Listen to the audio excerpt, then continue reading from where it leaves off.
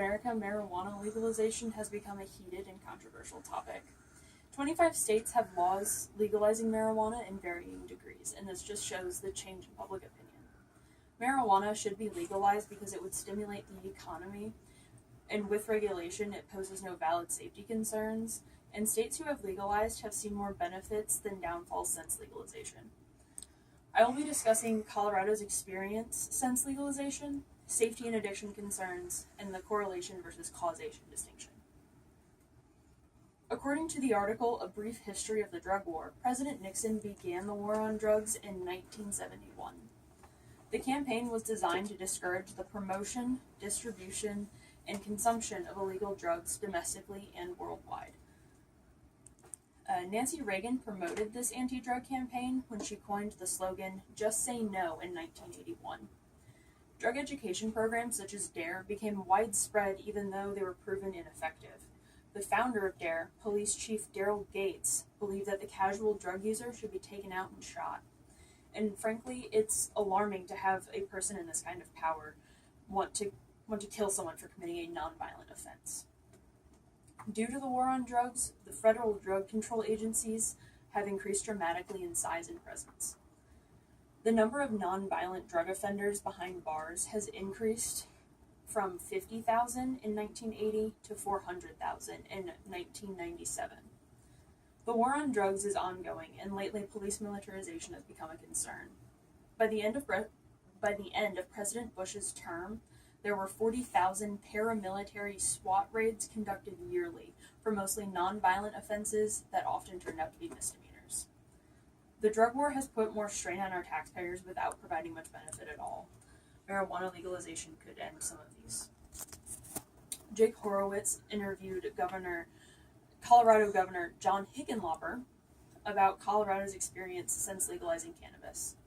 Colorado is one of the first states to legalize it, and now they're beginning to see the good and bad consequences of it. During the interview, Colorado governor asserted that cannabis usage had remained fairly constant, with only an increase of 10% to 13.6% in a usage of adults. Hickenlooper also reported that there was an 80% decrease in marijuana-related arrests from 2010 to 2014. He believes that this is legalization pushing street dealers out of the area. Colorado has also seen economic growth. The state has issued 20,000 new occupational licenses into the industry. Estimates from the Office of Marijuana Coordination, approximately $100 million could be earned yearly for the foreseeable future due to marijuana industry. Hickenlooper hopes to use this money to fund counseling programs, education initiatives to help educate the public about the dangers of drug usage.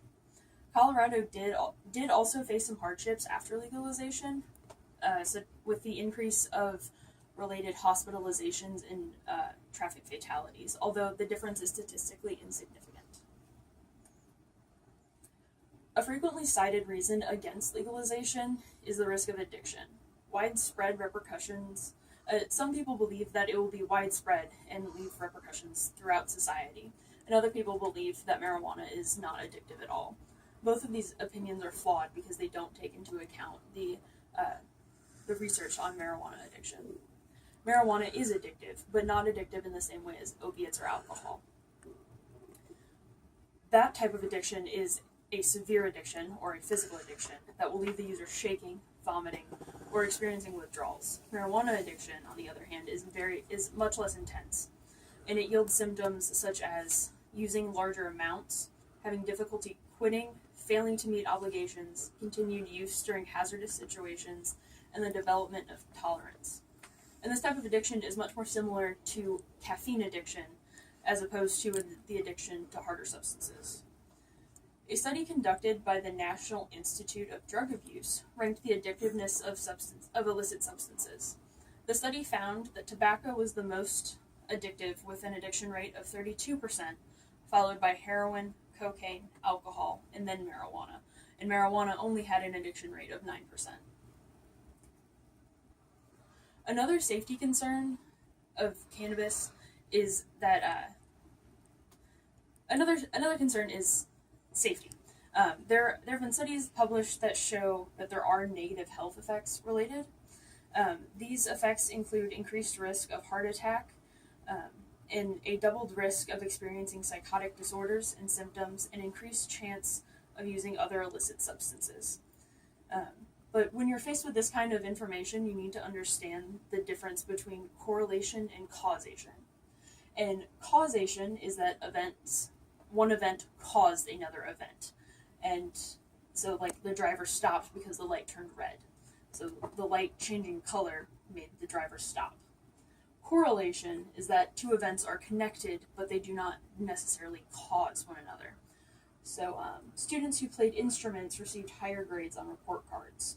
And this doesn't mean that playing instruments makes you a smarter student. They could have more involved parents. They could go to schools that are better funded. There are a number of different reasons. They're just related. They're not causing each other. And it's important to understand. So as much as there is evidence showing correlation between cannabis and health side effects, it's not proving causation. So like marijuana being a gateway drug, that is not proving that it causes that. It causes you to try more drugs. It could be correlative and explained by something else. Marijuana should be legalized because it would stimulate the economy. It would, and with regulation, it poses no valid safety concerns. And states who have legalized have seen more benefits than downfalls since legalization. We can learn from states who have legalized. Thank you for your